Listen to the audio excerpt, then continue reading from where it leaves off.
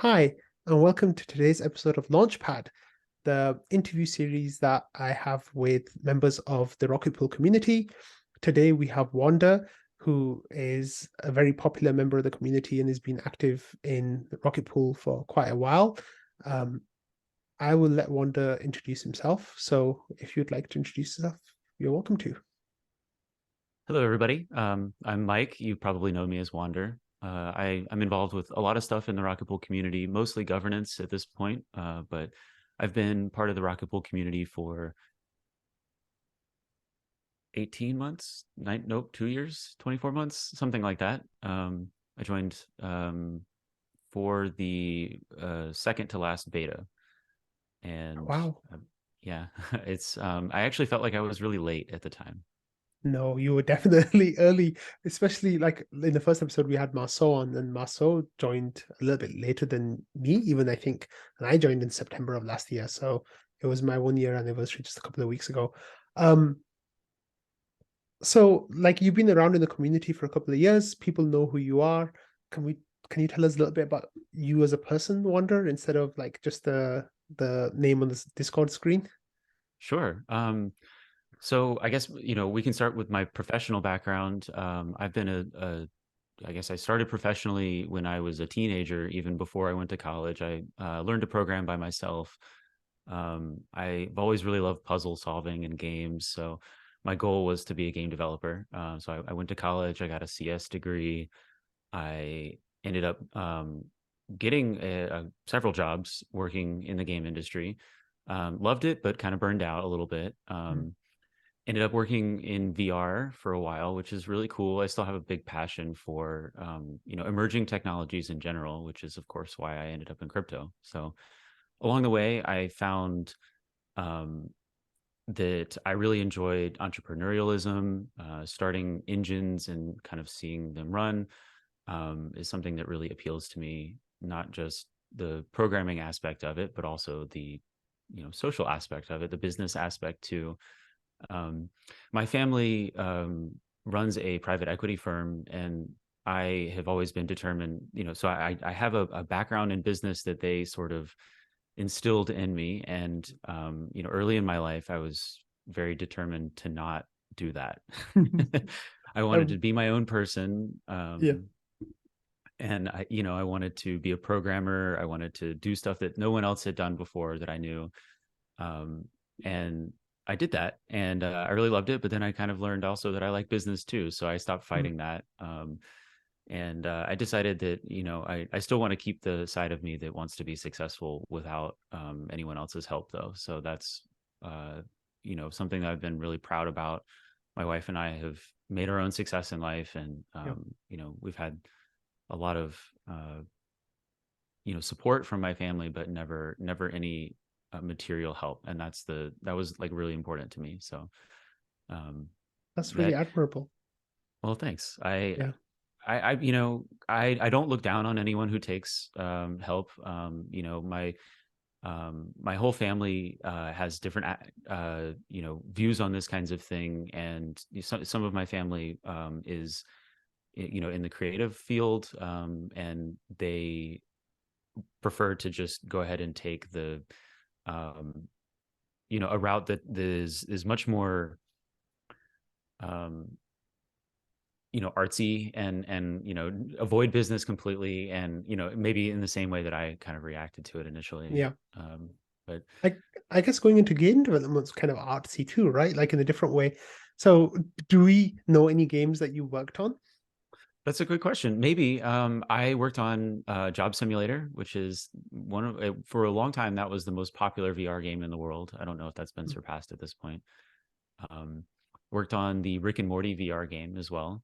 Oh wow. Um, so that, yeah, actually that one was, I think, the most fun that I worked on. That was where I burned out, I think, really was Mm. on that one, because I just loved it so much. Working 12 hours a day for 7 days a week for many weeks in a row will do Yeah, it to you. But, you can yeah, only do that if you love it. of course. And do you work now? Like what does your day look like now? Good question. So I do work, but it's kind of a loose sort of. I work in crypto. So Mm, I founded. Like I said, I like entrepreneurial stuff. I'll probably never stop working in some capacity. I believe humans need work, and that's an important element of our day to day lives, even if we don't necessarily need the money from the work. There's some, you know, piece of our the way that we just have to exist, we need something to build, so, or at least yeah, I do. yeah. So I'm working on I founded a company recently actually that is using Rocket Pool to create financial products. So we have a investment fund that will be launching by the end of this year, that is a reduced volatility staked Ethereum investment fund. Okay. uh, and then, of course, I work on Noah a lot too, but we can get Yeah, into that later. we'll talk about that later. So how did you get into crypto? Like, when did you hear about it? When did you invest in it? Like, what's your crypto journey been? So in 2013, I think I heard about this. No, 2009, actually, I did hear about Bitcoin when it was like very, Oh, very early. wow. But I thought at the time so I was in college at the time. I was a third year college student, and still in computer science, and I thought it was very interesting. But it was, obviously in 2009, it was extremely early. This Hmm. was, mostly based in sort of the cryptography communities at that point, and I really liked the idea of this peer-to-peer digital cash. But my first instinct was, this is probably not going to be anything huge right now. I mean, maybe one day, maybe down the line at some point, but um, I remember kind of diving into it and seeing that pretty much all of the activity was on, the Silk Road website with all the drugs and whatnot. So I looked into it and I thought, probably not something that can go anywhere in the near future, Yeah, at least, really, really big. yeah. So I kind of put it aside, and I graduated, and my first job outside of college was not in the game industry. It was I worked for a financial advising firm, and that was just to kind of start out my career, and it was a very short stint there. But one thing that I learned while I was there is that cash rules the world. That is, money makes everything go around, and Yeah. um, it's the most powerful tool of expression, unfortunately, that we have in a lot of ways. So um you know taking that lesson, and then kind of at one point refinding Bitcoin and sort of reapplying my new mentality to that, and understanding, oh wow, there's so many people out there with so much more money and so much more power because of that. um Bitcoin made a lot more sense to me. It's a way to escape the current financial paradigm while not necessarily getting rid of the idea of value transference, which I think people would be really uncomfortable with at this point in time. Yeah. So that was where I started to pay a little bit more attention to crypto. Of course, I wasn't smart enough to buy it at that point, but I did start paying attention to it. Yeah. And I still remember, actually, one night I, had a beer with a friend of mine, and he was a computer science and history double major. So he was still at college, and I went back to go visit him. He was in his fifth year, trying to, accomplish more than I had. Yeah. And I remember sitting him down and saying, you got to learn about this Bitcoin thing. It's going to change the world. And, I was 23 and I was full of energy, and he looked at me like I was crazy, but, you know, But you hadn't bought who's anything laughing at that now? point, right? Did you What's did that? you did you own some Bitcoin? You didn't own any at that point when you Not were. at that point. Not at that Yeah. point. No. I can remember a similar conversation that I had, but it was in 2016, Mm, where I was talking to some colleagues at work, and I guess that was just as the bull run, the 2017 bull run was just about starting, and he was reaching his previous all-time highs. And there was getting media attention. And I was like talking to my colleagues, and I was like, guys, there's this thing called Bitcoin, and it's getting kind of big. And I remember talking to my wife about it, and we like, should we throw a few $1,000s in there? And she was like, nah, it seems kind of scammy. So I think we all have those conversations, with our friends, that you're like, wait, what is this? And it kind of like puts a seed in your mind, but you don't Mhm. do anything with it for a while, and it just kind of germinates and grows. And I think I think most of us have something like that, where it took us a while after first hearing about it, first talking about it, and then actually buying it. So what happened to you after that then, like after you had that conversation? Um, so I didn't buy, Mm, and that it's same thing essentially. And yeah, I think that we all kind of had that moment where this is a little scammy, this is a little too nascent, mm, I kind of knew that it was going to be a big deal in yeah, some shape and form in my head when I was 23 and it was 2 a.m. and I was talking to my friend.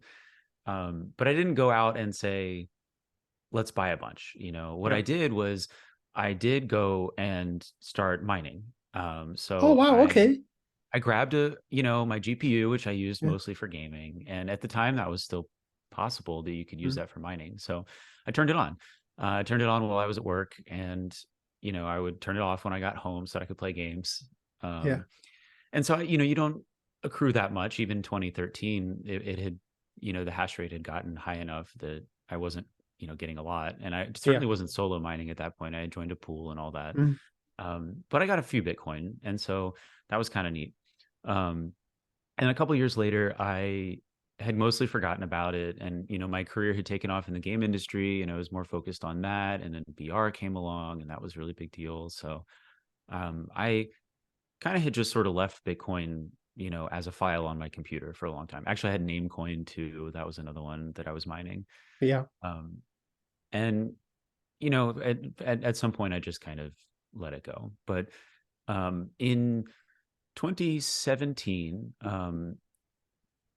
the bull market was starting, and I heard about this thing called Ethereum. yeah, Um, and as a software engineer, that really appealed to me.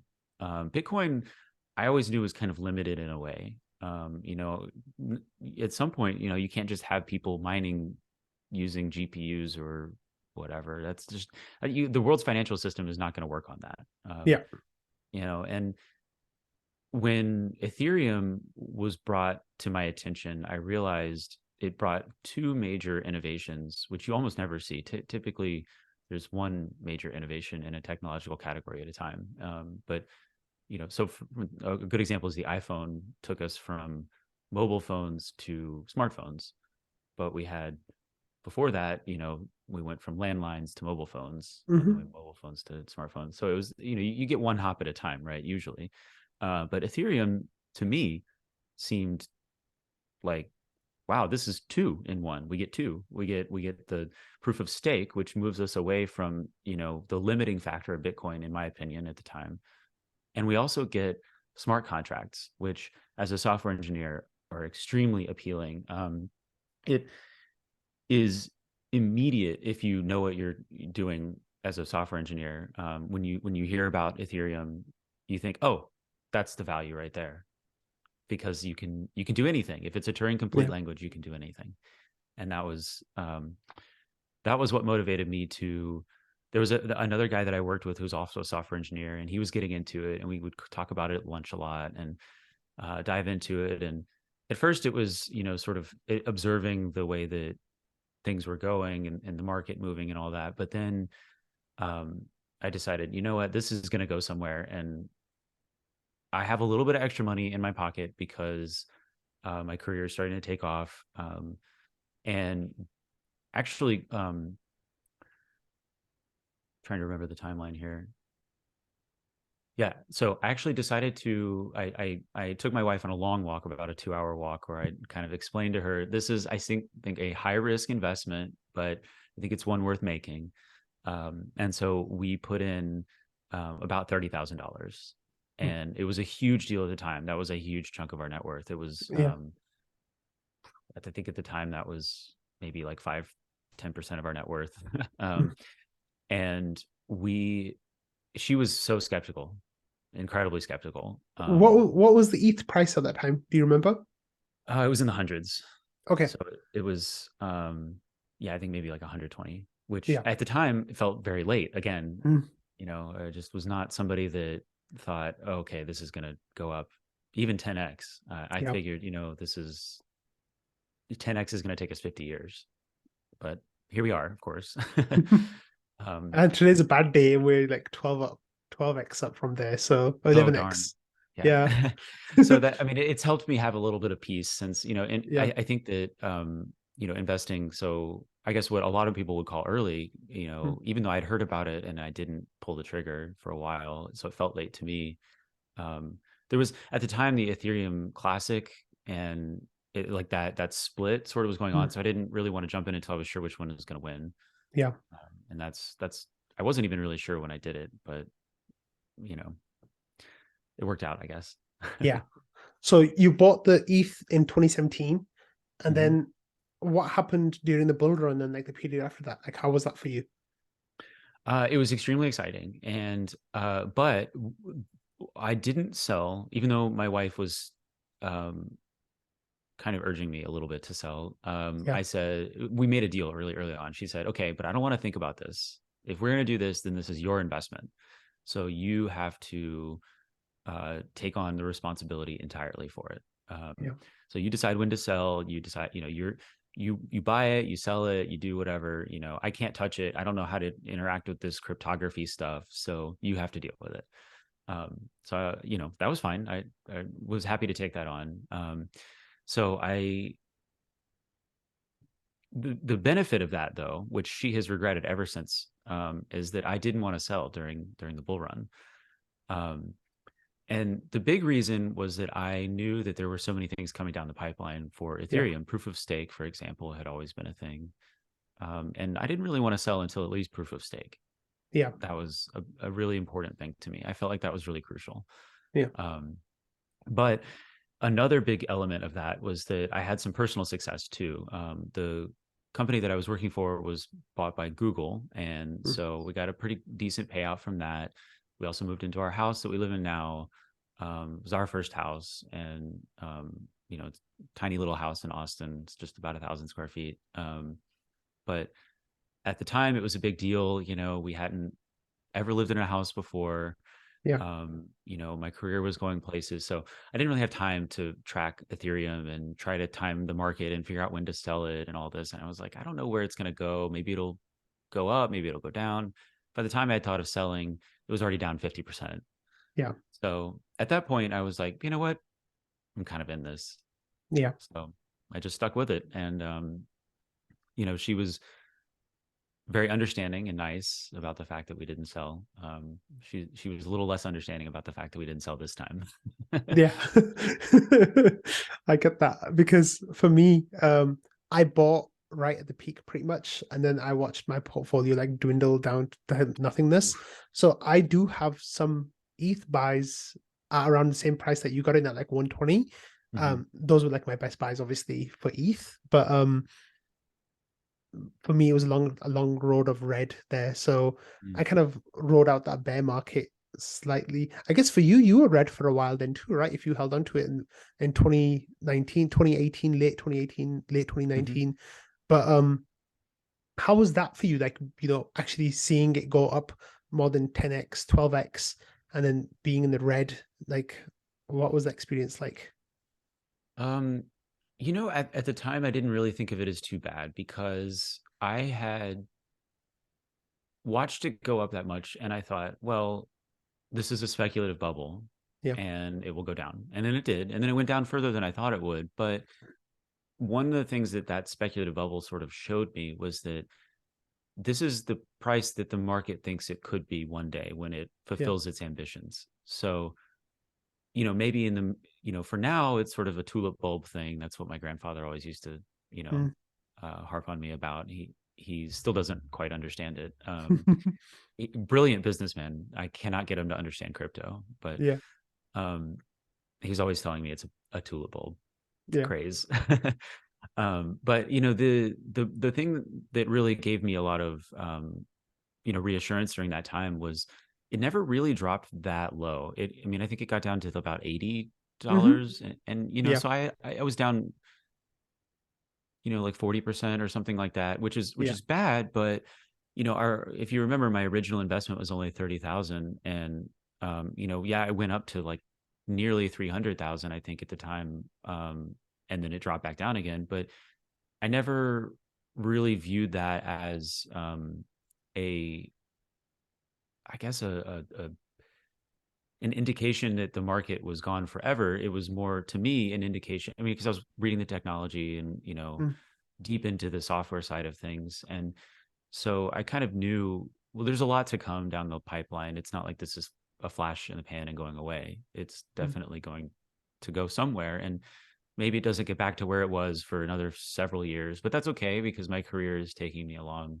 at the time. And Yeah. so I was mostly focused elsewhere, and not being down too much. I was just like, well, if I lose it all, then Did you think about putting more money in then? sorry, what was that? Did you think about putting more money in? I thought about it a lot.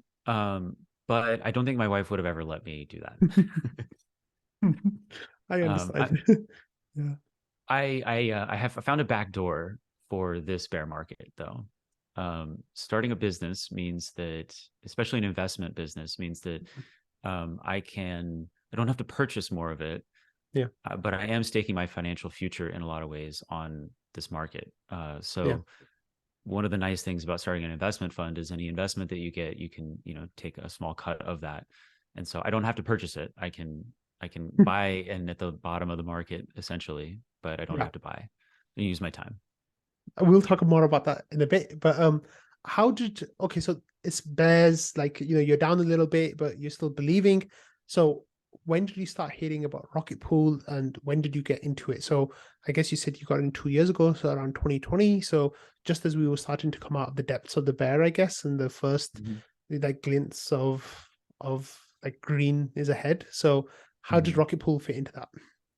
Well, I knew, I mentioned proof of stake before as a big reason Hmm. why I got into Ethereum in the first place. And I knew that proof of stake would be big because I knew mining pools were big. I knew mining pools were big because I had direct experience mining in a pool with Bitcoin.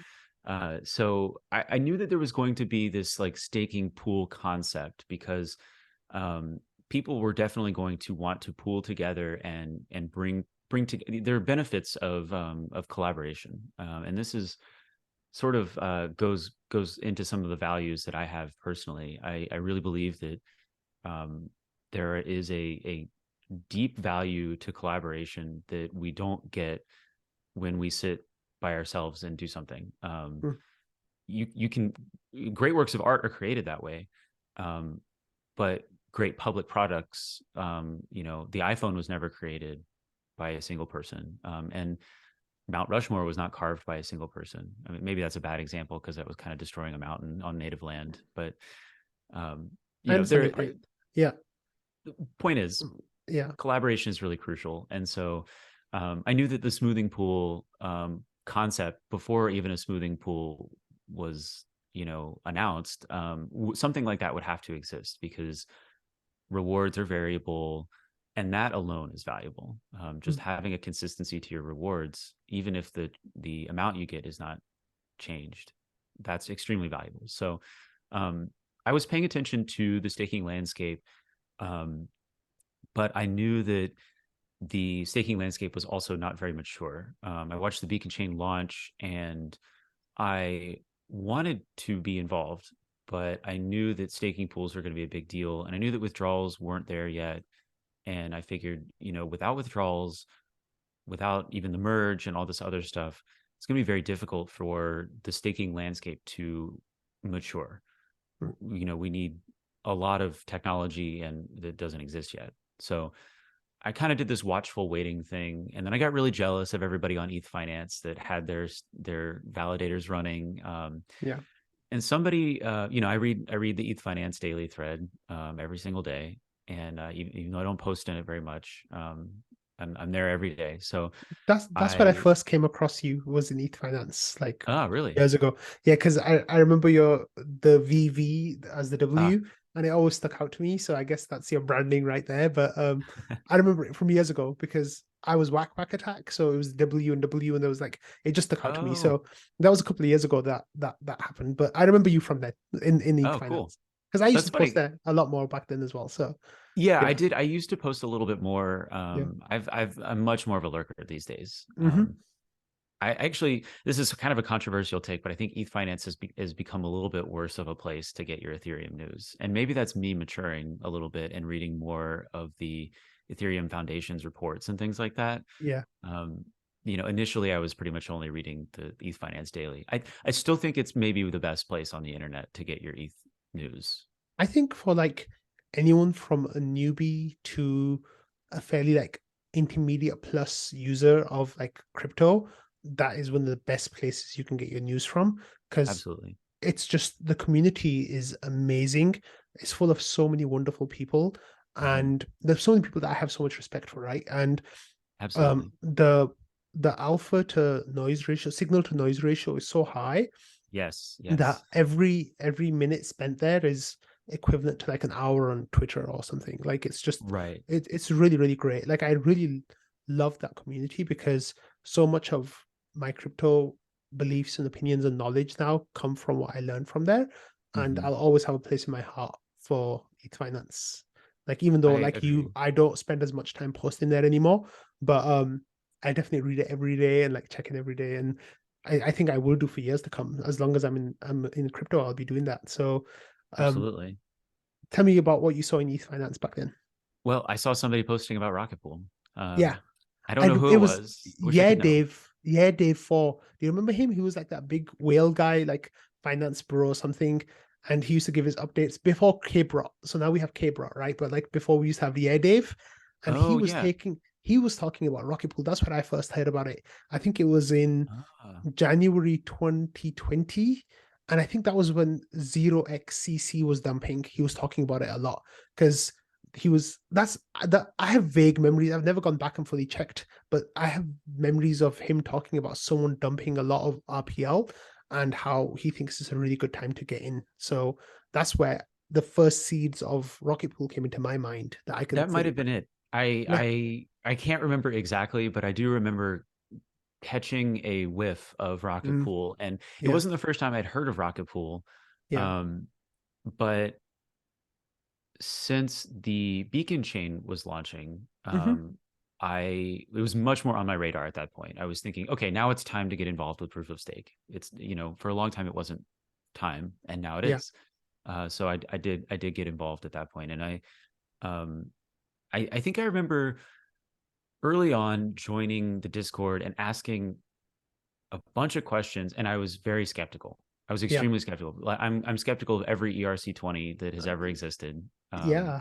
And then And there's a name as well, it's like Rocket and Pool. Like, what is that? Like, is that some kind of scam? Like, what is, I know like Meek will be listening to this and being like, I told you guys. But yeah. like, it just does it like there are projects that seem more refined on the surface, you know what I mean? Like, yeah. Mhm. So what kind of questions are you asking in the Discord then?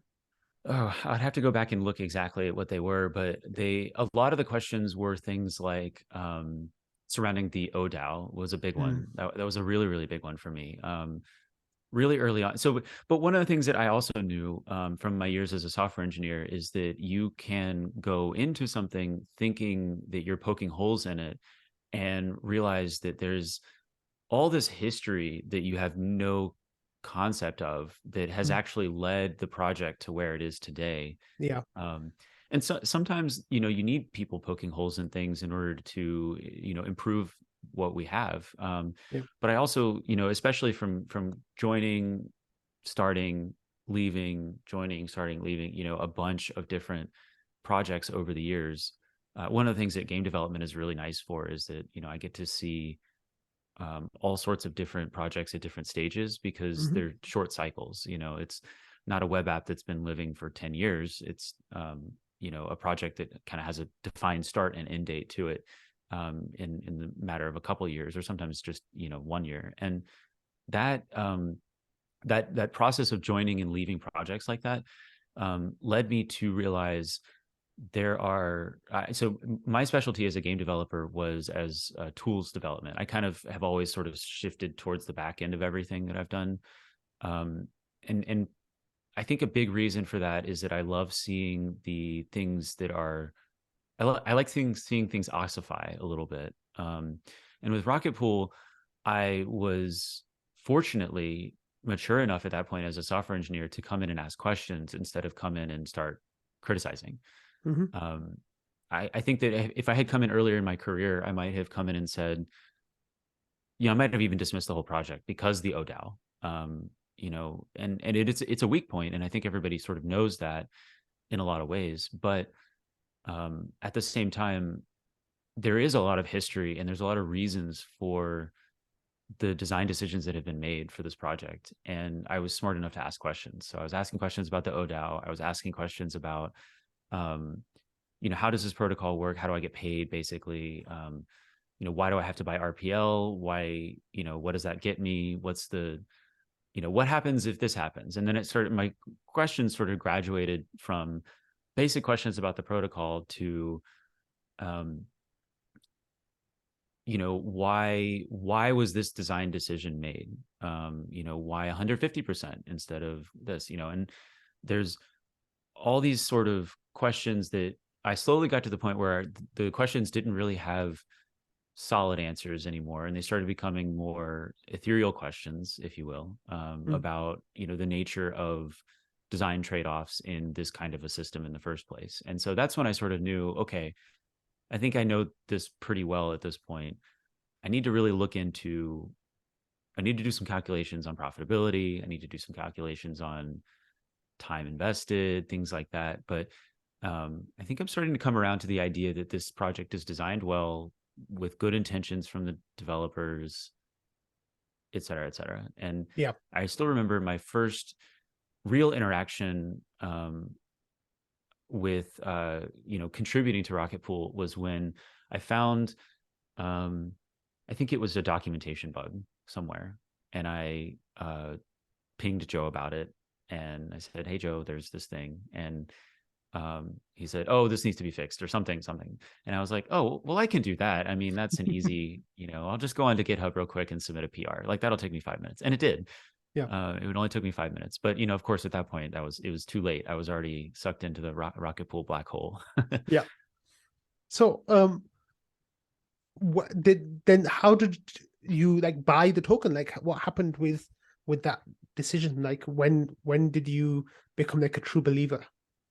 I think it was if I remember correctly, I purchased a little bit in the early part of 2020, and no, I'm sorry, 2019. 2021. Actually, Okay. it would have been 2019. Was it 2019? No, I think maybe 20. If you've been in the community for 18 months or 2 years, then maybe beginning of 2021, Yeah, end of you're right. 2020. It was the beginning of 2021, Yeah. and at the beginning of 2021, I decided to buy a little bit of it. Yeah. Just enough essentially to run one validator one day. And the idea was, I'll keep this and it'll sort of be a play, Yeah. I'll see how it goes. I'm not really much of a trader, but this looks like a good protocol. I'm going to buy some and hold on to it and just see what happens. I don't really do that very often, to be honest. I actually almost pretty much never do that. I think Rocket Pool may have been the first true investment that I actually moved from ETH. I pretty much had only ETH up until that point. And then at some point, around June of 2021, I think it was, the price had fallen significantly on the ratio. And I had already bought at what I thought was a great time. And then I watched it drop further, and I just kept thinking, this is a great buy opportunity. I mean, it seems really obvious that not everybody in the ETH community knows about Rocket Pool. That there's, the big information asymmetry that people like to talk about on ETH finance. I'm watching it play out here. I don't even see people on ETH finance talking about this. And I'm pretty sure that this is a big opportunity. So when it dropped further, I think because maybe one big whale dumped it all or something happened, and it was sort of a flash moment. That was that 0xCC thing. That's what I was talking about. It was I mixed it up. It was 2021, not 2020. So that's what was happening. That's what was piquing people's interest. Yeah. So yeah, I guess so around around Yeah. then I watched it even dip further, and I saw it get so low. I think it was at 0.05 on the Mm. ratio, 0.005. Zeros. Yeah.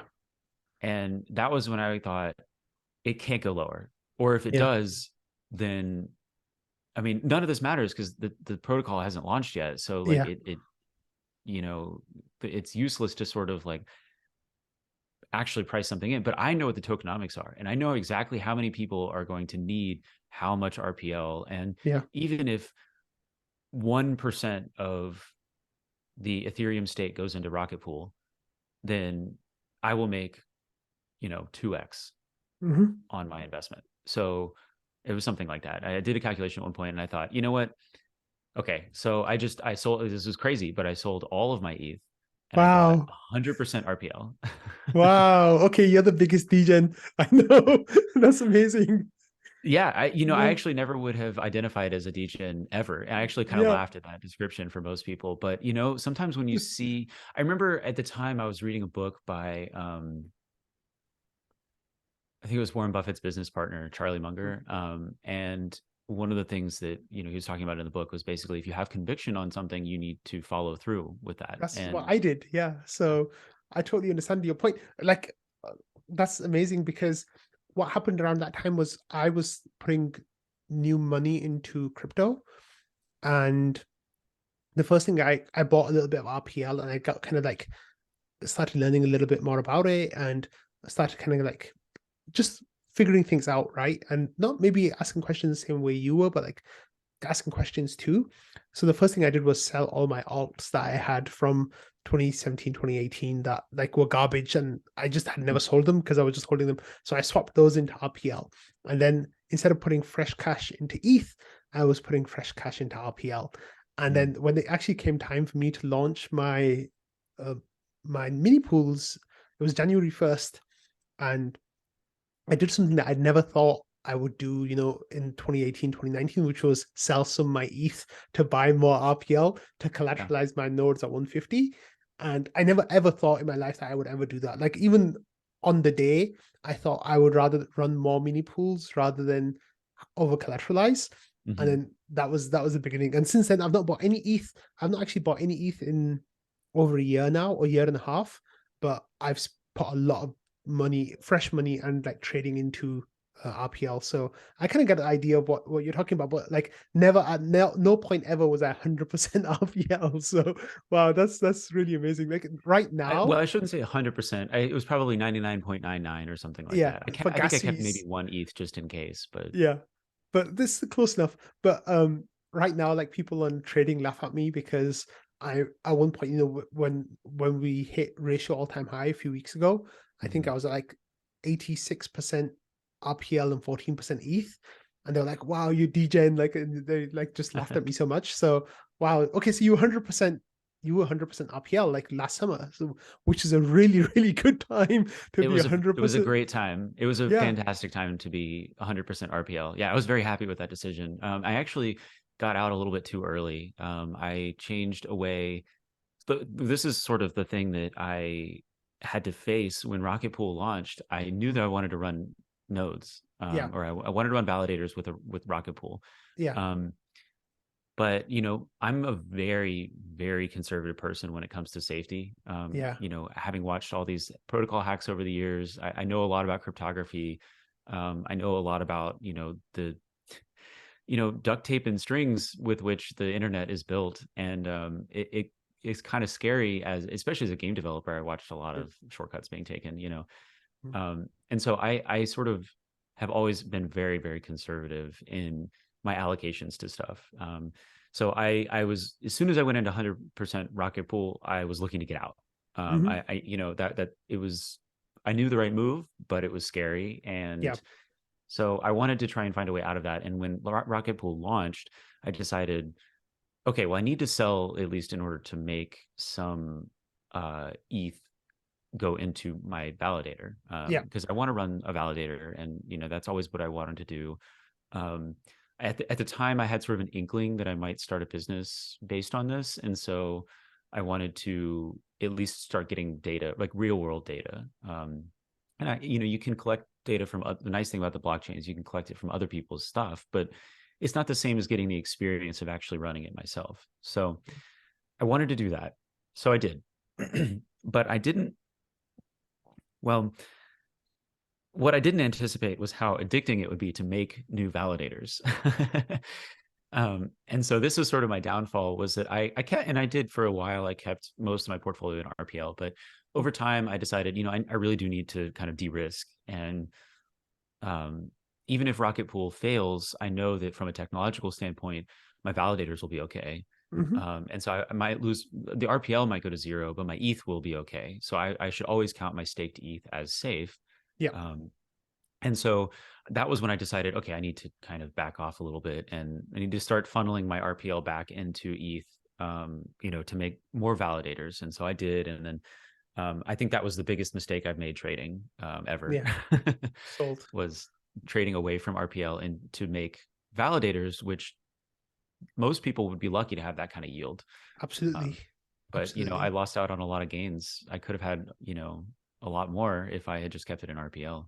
That's the thing that I'm struggling with right now, is because I've got liquid RPL, and it's like, do I spin up more mini pools, or do I hold on to it? And it's like a really, really tough decision for me, because I believe in Rocket Pool so much, and like I think that's going to continue to grow so much. But I Mhm. also want mini pools, and it's just like Right. I want my RPL to be effective, right? And it's just like I've really resisted holding off. So I think I told myself that, like, when it hits X price, then I will trade out of it and like just set those benchmarks. But That's a it's good really idea. hard. It's really hard to act on it. So Yes, it I totally is. understand. So what was trading like during that period? Like, how was it to be a member of the community and seeing all the launch happening and going forward from there? What was all that like for you? Early on, it was a very tight knit community. Hmm. I was trolled immediately by looking for owls as soon as I joined trading, and it was a glorious experience. I still remember him, pretending as if he was getting all of his crypto advice from BitBoy or whatever, and I was like, having an aneurysm, and I was like, you can't do this, this is bad. And I like, and you know the thing that'll make you, so I know this, but sometimes it gets the best of me anyway. But the thing that makes people engage the most, and this is why social media algorithms are the way they are, is that anger and sadness and like negativity is what makes you engage, not happiness, unfortunately, sadly. Yeah. That's just not the way human nature works. So I saw that and I was like, you can't do that, this is really bad for you, and then he kept being like, no, this is great, bro, come on, what are you doing, and he was, I eventually figured out that he was trolling me, but it took a little bit, and I realized, this is a smart community. These are people that are laughing at me for thinking that they might be falling for this kind of thing. Yeah. And that really stuck out to me. Yeah. I don't get to experience a lot of very smart communities, especially online. Yeah.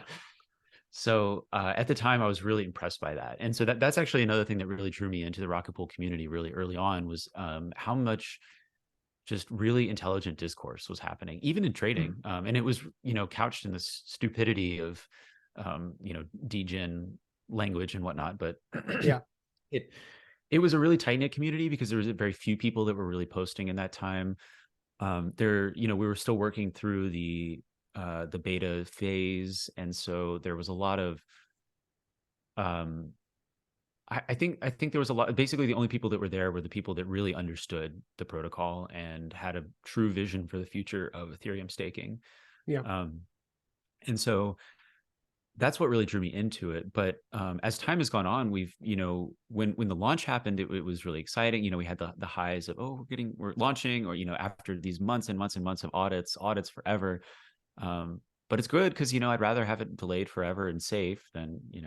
So it sort of all like culminated in delay after delay after delay, and then you get the high of, oh, we're about to launch, we're about to launch, we're about to launch, and then another huge delay because somebody found a vulnerability last second, and RPL is dumping. And I remember watching a movie with my wife at the time, and then getting a notification and looking at it and just being like, oh no, I'm in 100% in RPL for this launch, and it's just it's dying, and I've lost all of our money, and I feel terrible. I still remember just kind of sitting there and not paying attention to the movie. I don't even remember what movie we were watching, and I was just thinking about how much of a mistake I had made, and Yeah. how I knew this wasn't a good idea to trade away from ETH and all this stuff. And then, of course, it was totally fine. They fixed the vulnerability. It didn't launch until it was fixed, and everything is totally fine. Here we are, a year later, and things are Yeah. great. Yeah, battle tested now. It's really good. So, Mhm. like, recently you've been talking about, like, you've been being quite public about it, about like kind of taking a step back from trading and like kind of doing a little bit of governance stuff and kind of lurking a little bit. But what's kind of brought that decision on? Like, what's been happening to kind of lead you to that position? That's a good question, and it's really it's multiple factors. I think one is sort of on a personal level. I've got a lot going on now, and Hmm. so I used to, really, especially during the pandemic, I haven't, um, ever since I left my job at Magic Leap. I was a principal engineer there for a while, and I really loved that, but it was a lot of work, and so I needed to, especially during the pandemic. I had some family members die that were very close to me, I'm and so sorry to hear that. yeah, it was. I mean, it was very influential, and it made a lot of things really clear to me that weren't clear before. And so one of the things was that I was spending too much time advancing my career and advancing myself, because I thought that that was what was expected of me from Hmm. society and from myself. And I sort Yeah. of, if there's any good thing that's come from the pandemic, it's this sort of like reassessment of our values. I would give all of my reassessment up to have the people that I lost back, but and to make the world healed again somehow. But Yeah. um, that's unfortunately not the way things work. So I have to take the lessons that I can. And one of the lessons was that um, I need to set limits for myself, basically, and say, what is where I used to just, I'm interested in this. Of course, I'll dive right in. Yeah. At this point, I realize how sacred my inner peace is. The slowness of life sometimes, that is that I enforce upon myself is really crucial, Yeah. um, to surviving in the long run. So that's a part of it. Is I'm really busy. I work on the NOA, and I work on my own business, and I've got a lot going on already. And realistically, I just can't spend all of my time hanging out and trading like I used to. I Hmm. love that, Yeah. but I just can't. It's just not. You know, my top priorities are the things that I just listed, so I have to Yeah. focus. And how Um, do you, oh, sorry to interrupt you. I was going to say, what do you think about, do you have any comments about like what you think the community's changed like? Like how has it gone from being that tight-knit place where everyone was super knowledgeable and super into it to like now that, we've launched and we've been going for a year and people are coming in with speculators and like people like newbies basically maybe even, and like, how do you think that's impacted it? So that's the second element, and I'm not really sure which is more impactful. But I have sort of slowly. I mean, it took me, until the last couple months. I really started realizing that there has been a change in the community, to be less tight knit, and that's not necessarily a bad thing. It's a good thing. The Eternal September is always derided as this, internet nerds getting overrun by the average person. Like, that's not a bad thing. Mm, But I yeah. think that there is some element of, popularity brings mediocrity, and that means that trading is just not as valuable to me as it used to be. Yeah. And that's not a knock on the people that are in trading. There's a lot of the same names are still there, so I'm Hmm. not, trying to insult anyone Yeah. that's there. But I do think that it has changed a little bit. The tone is become a little bit more like crypto Twitter and a little less like Rocket Pool's early days. Um, and so I think that plays into it a little bit for me as well. That doesn't necessarily mean that I don't hang out in there sometimes, but it's, I just don't find it as valuable as I used to, I guess. Yeah, that makes sense. And of course, now, you are working towards Noah. So maybe we can talk a little bit about that. Like, what is Noah? Like, tell me about what you think the project is and how it's going so far. Sure. So we're, super early stages, but the NOA, the Node Operator Association, is a community organization that's dedicated to promoting professional node operators, professional Ethereum node operators. And that's what we call anyone who takes outside investment into their node operation. If you're validating and you take your friend's money in because they don't know how to do it, you're just as much of a professional validator as Stakefish or Figment or any of these really, really big organizations that are in staking as a service for their, millions and millions of dollars worth of business lines. And the purpose of this project originally started as, just a thread that I created on the Rocket Pool Discord. Mm-hmm. I created it because I was creating a business based off of Rocket Pool, Yeah. and I knew other people would too. So I wanted to post and just kind of see what kind of benefits there can be from collaboration. I talked earlier about how I really believe that collaboration is so crucial to creating value. And so that thread that I created got really popular, Mm-hmm. really popular. I was not Yeah. expecting it to be so popular. I was expecting to post it and then just have a couple people like Sneaky Ninja Guy or a couple other folks, just come through every once in a while and post, some stuff. Yeah. But I was posting, my progress and chatting with lawyers and some of the things that I was learning. I'm not a financial systems like native person. I'm a programmer, right? So I was applying my business skills, but which are sort of basic level. But I had a lot to learn. So that thread took on a life of its own. At some point, I was contacted by somebody in the Ethereum Foundation who said, basically like, this is a burgeoning community in itself. Why haven't you done anything with it? Yeah. The answer was, well, I didn't think that was something that we could do, or I guess I was focused on what was right in front of me. Yeah. But I'm really excited for the future of Noah. I think Nick and I have taken, I think early on, he and I took the bulk of the organizing efforts on, and we've kind of stuck with it in a lot of ways that have really driven it forward. When there was sort of this initial explosion of interest, and then it kind of fizzled off as people realized like, this isn't a near-term initiative. We're not going to be building something that's ready tomorrow. But I think there's still a lot of opportunity. Mm-hmm. There's the long-term vision of it is really neat, and we can get into that too. But Absolutely. the short-term, is also, we're not even really off the ground yet. We don't have an organization started. We've just decided to engage with a top-tier law firm, Mm-hmm. but to start this process.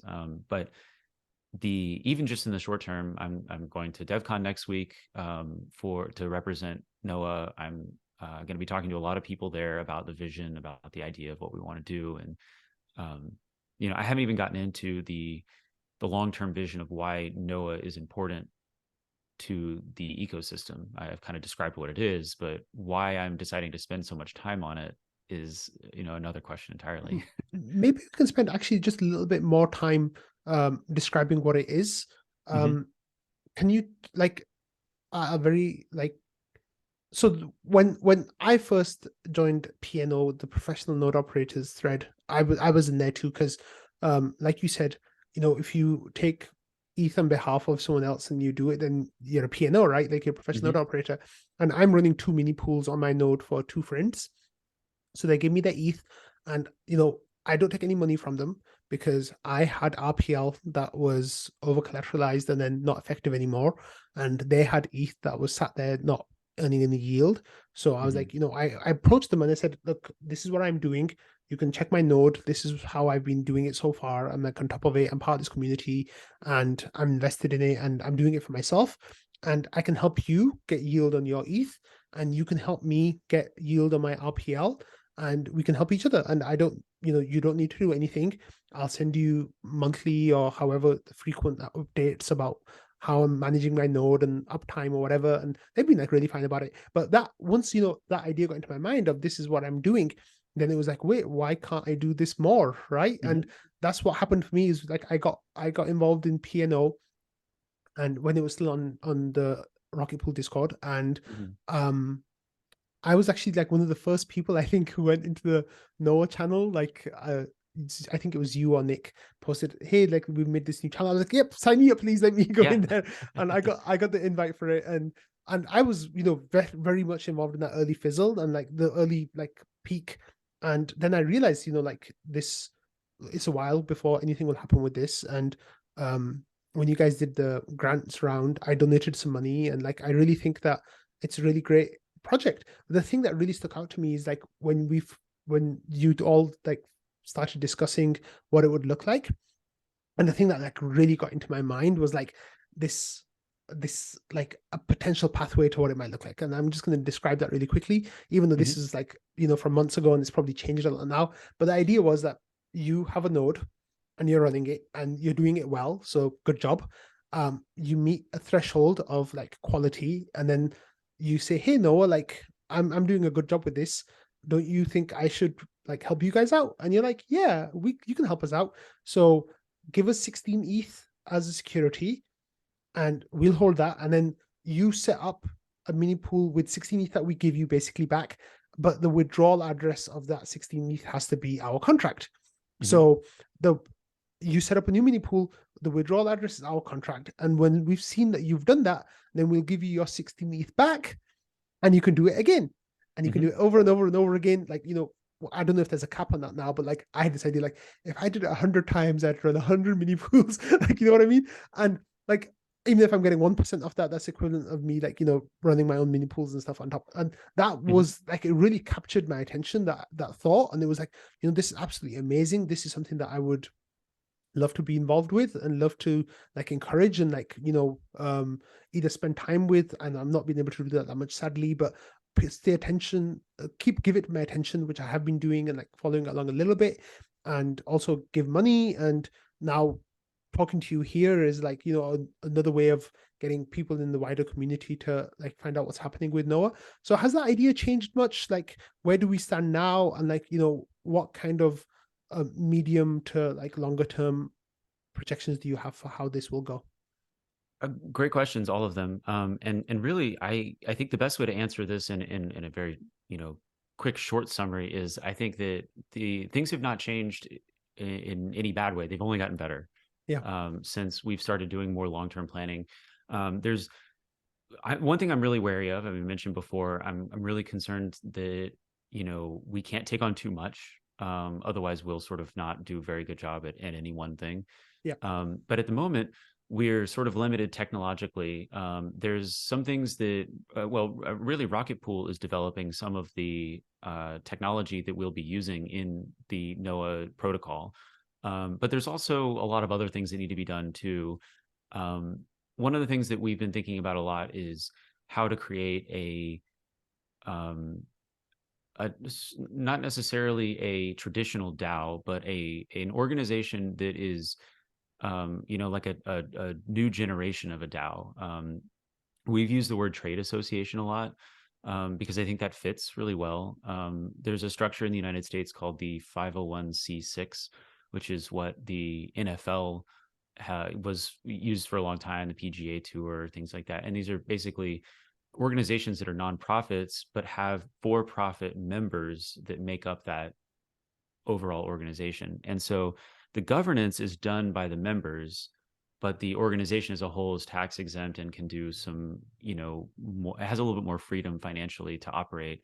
But one of the really nice things about this is that it also has the capability to shield members from some forms of liability. Mm. So if someone is a customer of NOAA, for example, not a member, but a customer, and they say, I want to stake my ETH with NOAA because I believe that NOAA is doing the best job of staking ETH on the market. We're distributing it more fairly than other staking as a solution, staking as a service organizations, et cetera, et cetera.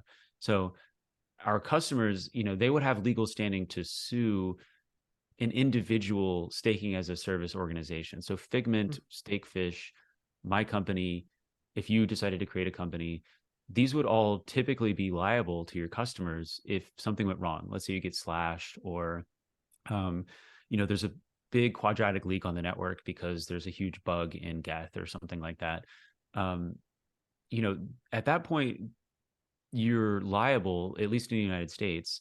I'm not an attorney, but from what my understanding is that, the organization doing the uh, contracted services on behalf of the customer is now liable for not performing those services effectively. Now you can write into contracts, so, we're going to try and we're not liable for this, if this happens, or if that happens or whatever. But, um, you know, contract clauses get thrown out all the time. So one of the nice things about the NOA is that people can rely on the NOA as a source of outside capital without necessarily being liable to that capital. Instead, they're liable to the NOA, and the NOA or NOAA is liable to the end customer. So, this structure sort of has a lot of advantages, not just the scaling advantages for Rocket Pool, like we mentioned before, but it also has the legal benefits. It also has the business development, the collaborative benefits. I talk a lot about collaboration and how valuable that is.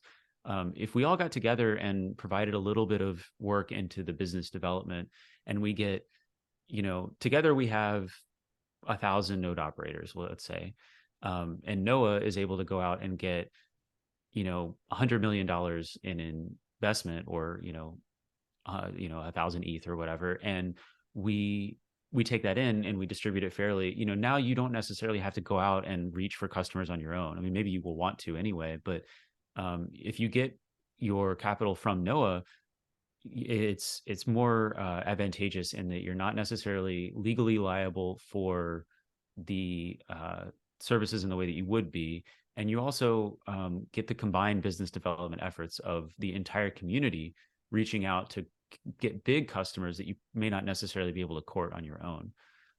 So there's really, the kind of summary for NOAA is that it's essentially a way for small and independent node operators to band together and collaborate and create something that is, beneficial for everybody. I'm a really big believer in the idea that the sum of the whole can be greater than the individual parts, and the individual node operator may not necessarily be able to take some of the opportunities that NOAA would be able to take. And so by combining all of this stuff together, we get advantages for everybody. Everyone wins. Business is not a zero-sum game, in my opinion.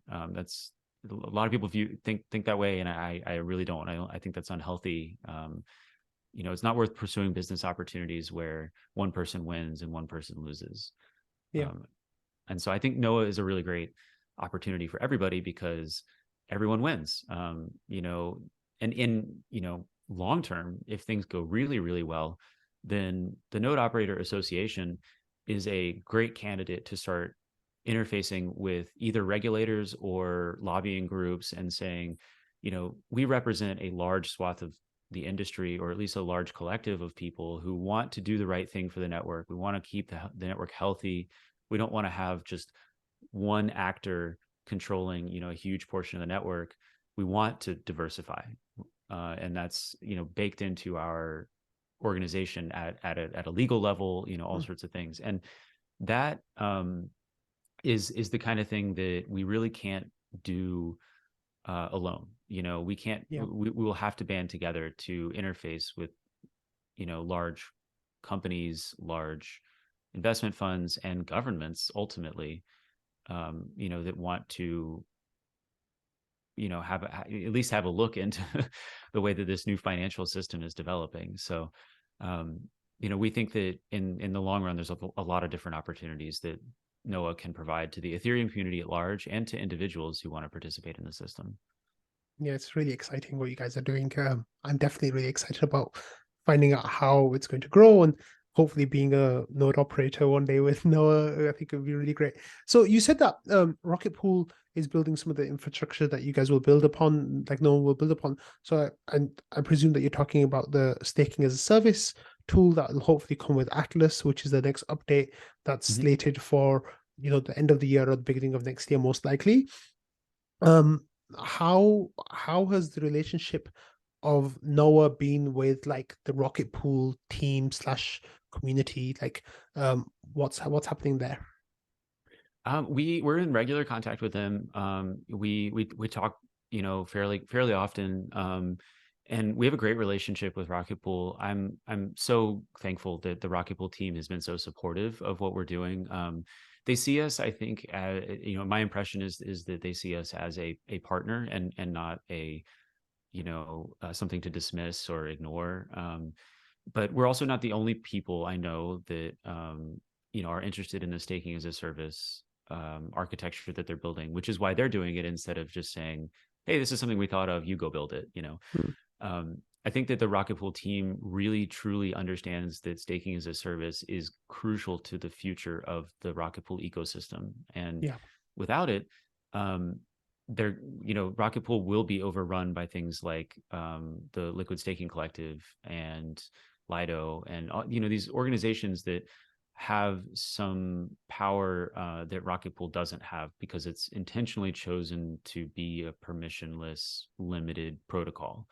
Mm. So the Rocket Pool team knows this, and my impression is that they're very aware of the kinds of benefits that staking as a service will bring to the protocol. And so we've been in regular contact with them about, we've had a lot of different calls and a lot of different conversations about the technology involved and how it can be useful and what the first iteration might look like, and what needs to be in the first iteration, or what can be pushed off till later, or what the Rocket Pool team really cares about doing versus what Noah cares about doing.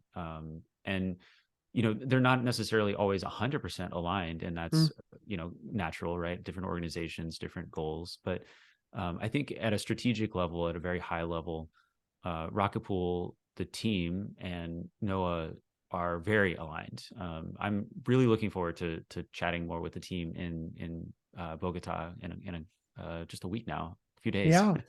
Yeah. So that's actually a good segue, because I was going to ask, like, so you're going to Bogota. Um, who from the community is going with you, and what kind of stuff are you planning on doing out there? So Ken is our other representative, and Hmm. everyone knows Ken. He's been with Rocket Pool for a very long time. He runs a great node operation himself, and he does all the Twitter Spaces and things like that with Rocket Pool. So he's a big community member in Rocket Pool, but he's also involved with Noah, and um, he's going also as sort of representative of Noah, and we will um, together, hopefully, the biggest goal for Bogota is to get awareness of Noah and get it out there and get the Ethereum community to understand what we are, why we are, and where we're hopefully going.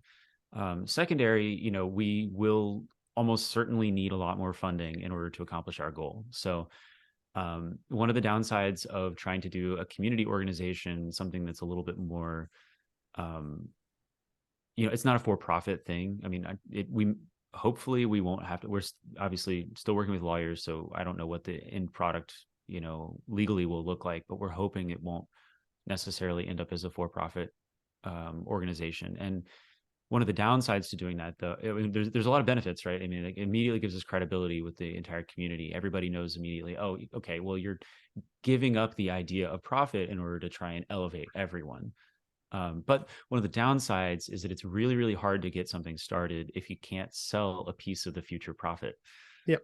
So one of the things that we're going to have to really focus on is trying to find, allies and people, grants, allies in the Ethereum Foundation and in other organizations, and essentially growing not just our social network but also our funding network for the future, because we are very aware that this vision will take many, many millions to fulfill. And down the line, there is an option for self-sustaining operations. Ideally, once we get the protocol up and running, there can be like a small cut that goes towards the administration of the system.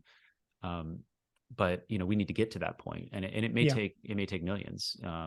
So we'll have to be very careful to not waste any money that we get. Hmm. It's that's why we're only sending 2 people to Bogota. We're not sending, a whole team of 20 people. That anyone who is in the Discord come to Bogota. We can't do that. Oh Um, man, I was hoping that I could go. I'm kidding. Sorry. Yeah, maybe next Maybe next time. year, or perhaps ETH Denver. Denver, yeah, I'll probably go to ETH Denver regardless, and I'll probably, I may just pay for that trip on my own anyway. yeah, I've done a lot of donations to Noah with my time, mm, and I'm sure that will continue for a while. yeah, Nick has as well. We both put dozens and dozens, I mean, hundreds of hours into Noah at this point, yeah. and so we're, hopefully at some point that will be, remunerated in some way. But Mhm. the we're both just so excited about the vision that I think we're going to do it regardless. Yeah, it's really exciting, and like I know that you guys have a lot of supporters in Mhm. the Rocket Pool community and outside now too. With like these links with the Ethereum Foundation and stuff. How do you see like the next 6 months going, into launch with Atlas and SAS, the contracts becoming available? Um, how do you see it going for you, for Rocket Pool, for Noah, like all of those things? Like what kind of things are you excited for? On a personal level, the biggest thing I'm excited about is I will be launching my fund. My company will be launching its first investment fund. So that's really exciting. It's a big milestone. It's not a ton of money. I'll probably only be raising about $1 million for the first round. I have a few people lined up that are really interested in subsequent rounds, so it's likely going to grow a lot. Yeah. But that's a big personal milestone for me. I've been working on that for longer than Noah existed, almost as long as Rocket Pool has been on my radar. So So that's that exciting. will just be like a Rocket Pool investment fund. So there's a few different investment products that, I mean, really you could create all sorts of different investment products on Rocket Pool. It kind of depends on investment goals, but the first product that we'll be launching is a reduced volatility fund, meaning that it will be essentially like it'll track the price of Ethereum, but the Ethereum that we hold in the fund will be staked, so there's a little bit extra yield on top there, and that will be done through Rocket Pool. So there will be RPL exposure as well, but then we also have sort of a hedging component that Mhm. um, you know cuts the volatility of the whole thing and makes it a lot more appealing for traditional investors. Yeah. So My, there's my pers- less reward, but also slightly less risk as well. So Yeah, yeah. and actually disproportionately so. So there's some Mm, techniques that you can use because, for example, the Ethereum staking gives you that extra yield on top. Um, and you can, for example, also invest stablecoins in a way that gets you a little bit of extra yield. mm, So even if the market goes down, it's going to go down less, or this fund will go down less than it will go up if the market goes up. mm. So it's that there are some lots of different opportunities for designing funds in this way. Nice. I didn't come up with this idea. This is a long-standing concept. Hedge funds are a very old idea, Yeah. but what's new is putting it into Ethereum, Yeah. and especially into Rocket Pool, which is sort of a unique investment opportunity, I think. So that's something I'm very excited about. It seems like there's a couple of services like that kind of popping up around the Hmm. world. Like I don't know, like because I follow like the smoothing pool, right? And the number one pool that is in the smoothing pool is Dokia. Hmm. Now, I don't know like if you're aware of them. I don't know much about them, but I know that they run staking as a service for their clients. And Hmm. they've got 91 mini pools now. Like they've got a nice chunk of change. They're quite nicely collateralized with RPL too. So, Hmm. that kind of stuff is happening. So that I guess your personal fund will be another one like that. And then Noah kind of will become a service like that as well. So Hmm. during the Bankless Bullcast, with Marceau and Ken talking to the bank, David Hoffman, one of the things that really stood out to me was Ken saying that, Rocket Pool could be like a white label service where Hmm. you can just stick your own label on top of it and like people don't really need to know what's going on in the back end as long as Exactly. they're seeing the returns happening on the front end. And what's really like something that I find really exciting is that so many people can do that in their own way while gaining money for themselves, gaining money for their investors, but also adding to the decentralization of Ethereum, also Right. adding to the security built into the Rocket Pool protocol. The total value locked will be higher, and that is all really wonderful. It's like win-win in a sense, you know what I mean, for everyone. And Hmm. that's really exciting that you're working on this and other people are working on this and it's coming forward. what, like, maybe this is maybe we can change direction a little bit, but like, Sure. you wrote this post on HackMD about like your values, and you got things like security, optimism, especially socially, compromise, rationality, inner peace. What How would you say that like the values that you hold kind of align with or don't align with like Ethereum, Rocket Pool, your investment fund, Noah, like all these different things? Like, how do you fit in as a person, as Wanda or Mike? How do you fit into these different categories and these different levels? It's a great question. And, it's obviously I could, if talking about my values, I could talk for, a long time. But Yeah. um, I think that most of my values I share with the Ethereum community at large. And one thing I've sort of noticed is that if the values aren't shared by a community, then they will be punished somehow. Yeah. Either the overall market will punish them, or they'll be hacked because they didn't value security. If they're not valuing optimism, then they're not going to collaborate effectively with other people, and then they're going to be sort of isolated and not be as successful as they could be. Rationality is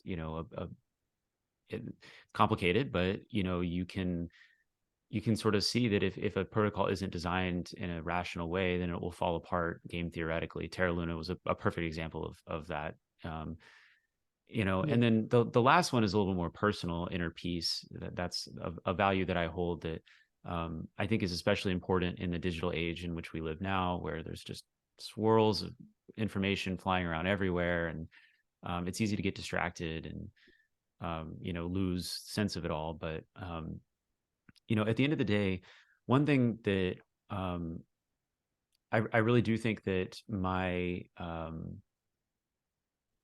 there's some elements that I disagree with in the direction of the Ethereum community and broadly, although the Ethereum community is so diverse that there are plenty of people out there that agree with me. But I'll touch on just one or two of them that I think are really important to sort of get out there as a message.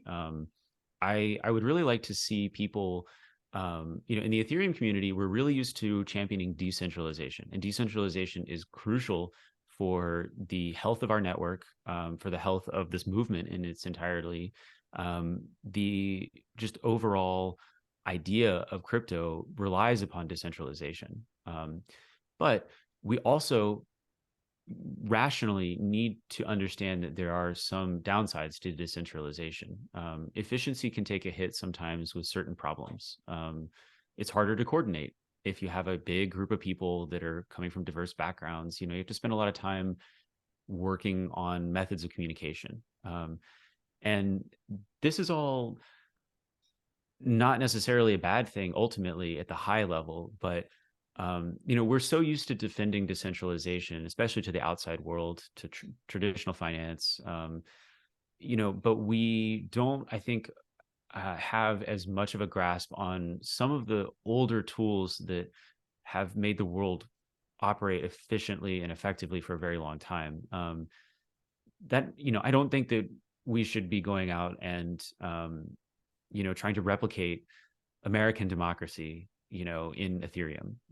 American democracy is broken in a lot of ways.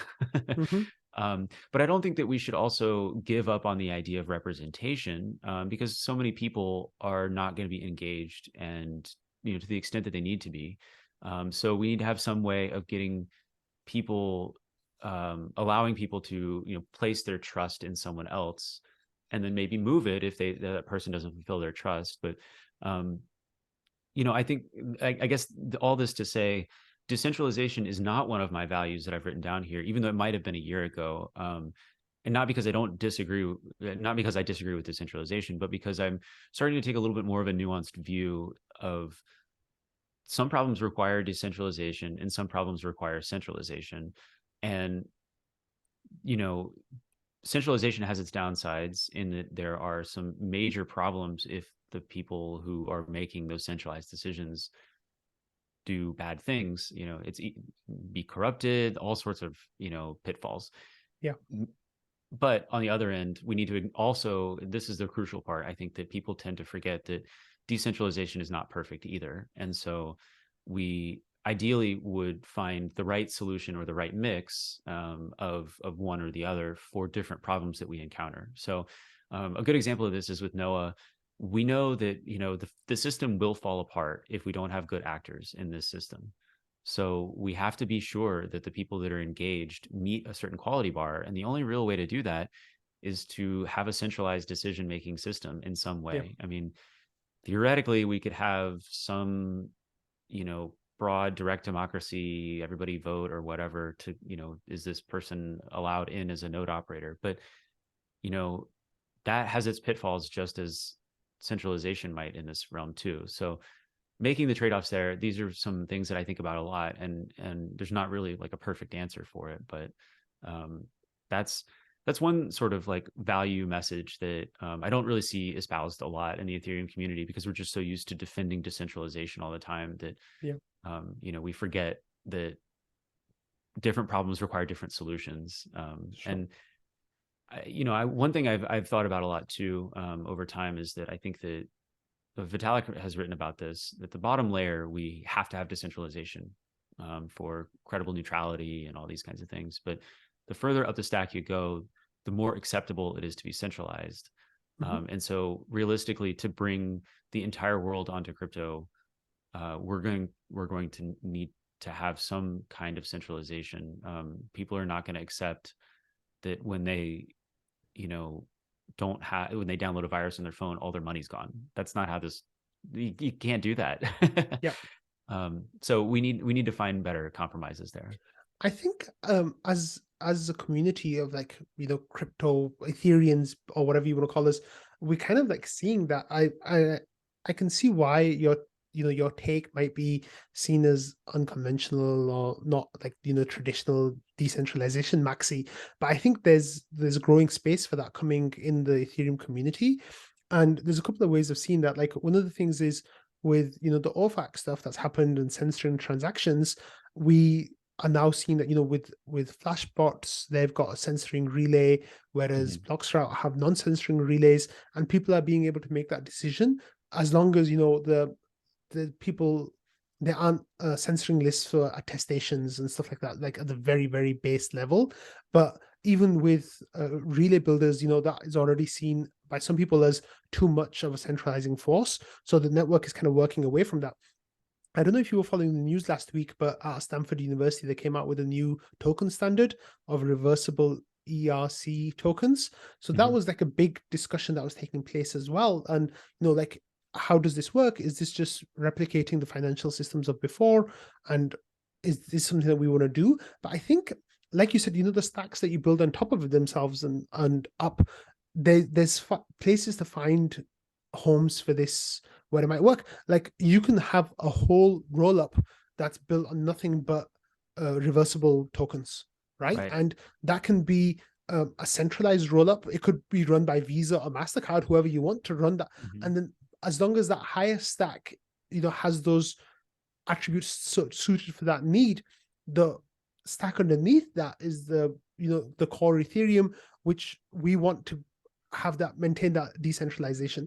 Another point Mhm. that you made as well is like, from a technological perspective, there definitely are shortcomings for decentralization, and we're actually seeing this in Rocket Pool too.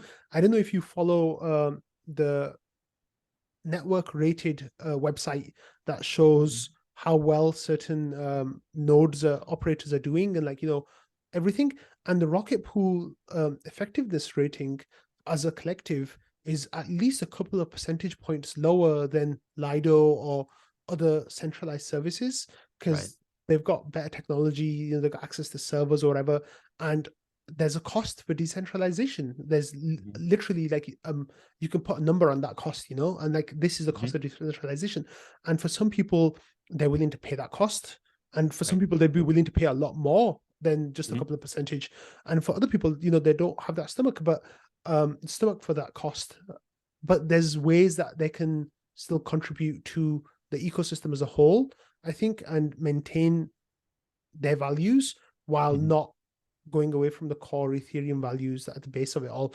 And I'm really like happy with the way that you're talking about bringing your personal values to Noah, what it might look like, or your perspectives on Ethereum, because even though some people might balk at you saying it's not a purely decentralized point, I think for your customers and for you, that's what makes sense. And the great thing about Ethereum is that you can actually build on Ethereum even Right. with those values and not jeopardize the core protocol in any way. Right. And That's, I I think think, what's really key is I envision a future for Ethereum that doesn't discriminate. yeah, And that's really like the only thing that we can't tolerate is mhm, intolerance. That's a very common political saying here in the United yeah, States, at least.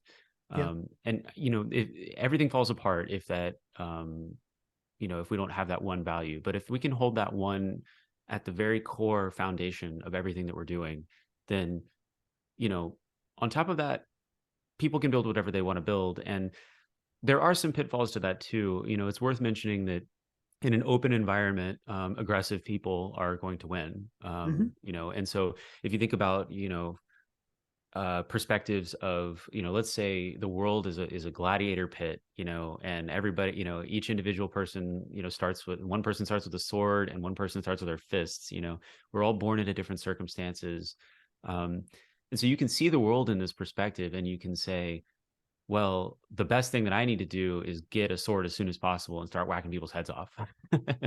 And you may be really successful doing that. I mean, we've seen a lot of, unfortunately, we've seen a lot of politicians that are very successful doing that. yeah, We've seen a lot of businessmen that are very successful doing that. But, going back to what I've said earlier about collaboration, one thing that's really crucial to remember is that if you are able to communicate with five other people in that gladiator pit, yeah, five people with fists is always greater than one person with a sword. Um, mhm, and that's the key is, and this is sort of what like the entire purpose of Noah as well is we really need to make sure that we're going to be defending the neutrality of the base layer. Because the ability for people to communicate, if that breaks down, then we are forced into an adversarial world where the yeah. biggest stick wins. And that means Coinbase wins no matter what Lido by default. wins. Yeah, And I don't hate Coinbase, but I understand. Yeah, I yeah, get your point. Yeah, I don't want they've them got to the. control the network. Of course not. I think that's a really like admirable, like we were talking earlier, like everyone wins situation. I Hmm. think that's like there's certain there's certain times where there's a confluence of events or circumstances that kind of works out in such a way that everyone can win. And I Hmm. really feel like this is one of those situations where everyone can win, everyone who's taking part, and like there's no downsides to it. And I'm really encouraged by that. And I'm really encouraged by hearing you talk about it and like your ideas about it, because I feel like you're like really persuasive about your stance and like how that can fit together. And I feel like when people will give you a chance to like share your opinions, like we are now, and to be convinced by it, they'll definitely see the strong advantages of what you're positing. So I'm really happy that we've taken this time to talk. Like this has gone really long, so maybe that's a Yeah. really nice place to end it, unless there's anything specific that you want to add. But I feel like we've got a really good idea of who you are as a person, what your journey's been, and what your vision for Noah is, and how that ties into Rocket Pool and to Ethereum. And I, for one, am definitely very excited about seeing what you do next and what comes next, and Thanks. the work that you're doing. So I'll be happy to champion that in whatever way I can going forward. So I appreciate um, it. Yeah, yeah, it's a really big honor to be on Rocket Fuel. I mean, I watch it every day. I love being a part of it. This is really neat. I'm really happy to I'm hear really that. happy that you've started this whole series. It's, you know, really great, especially for me, for somebody who can't necessarily be a part of trading every day anymore. Mhm. It's like a lifeline into the community that I love. So I appreciate it. So that was kind of like the perspective that I had, right? Was like, this is a community I love. How can I give back to it? And Hmm. like I stopped working a couple of months ago, and um you need work, like you were saying, you need to do Hmm. something. And this is a community that I've been such a big part of, and like I feel like in the last few months I've been able to give back to it in a way that I wasn't giving back to it before. Hmm. And like I wanted to do this for ETH Finance as well, and I actually started it and I recorded it for a few days, but it was just too much of an investment, and I didn't like I didn't want to spread myself too thin. But I feel like Hmm. now I found a good balance with 5 days of rocket fuel and then like the odd like community feature like this like launchpad. I think it's really good for people who it's just too much. Like there's just too much going on. And every day I sit down and said, oh, today was like a slow day. And then by the end of finishing my research, I've got a 20-minute video and I'm just like Right. talking about 8 different things. And it's like, wow, where did that come from? But there's a lot going on. So that's exactly like people like you are the ones that I'm doing this for. It's people who are part of the community and it's just too much for them to stay on top of everything. And even then, I say it once in a while that like I can't share everything with you. There's just too much. Like every day there's stuff that gets left behind. And um that's just the way it is. But I'm really enjoying it. I'm really enjoying giving back to the community in my own way and just like you are in your way and just how other people are in their ways. And it's really exciting. So I'm really happy that you're here. I've got a really nice slate of people who are future like launchpad episodes. We already had Marceau, which was really great because I think it was really nice to start off with his bullishness. But I'm here. Like it's nice that you've shared your vision of what you're doing and like being had the platform to kind of explain that a little bit to our community. So thank you so much for that. Absolutely. Thank you for having me. This has Yeah. been great. The one thing I guess I should mention before I go is that I'll Yeah. be moderating a panel at DevCon that I think everyone will be interested in.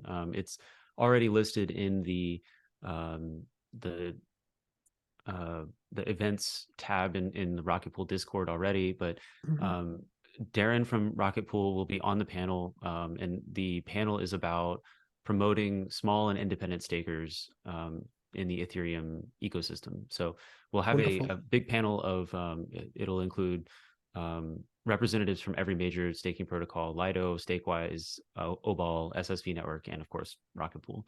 Amazing. So yeah, I definitely want to give that a plug because live stream is free. It's online, so you'll be able to check it out. It'll be next week at 4 p.m. Central Time US. Okay. So that's a And they will be covered on rocket fuel as well if you don't have time to watch it. So excellent. yeah. Great. Anyway, on that note, thank you so much for everything, Wanda. It was a real pleasure speaking to you, and I'm really looking forward to seeing what you guys do next. Yeah. Thank you so much. Okay.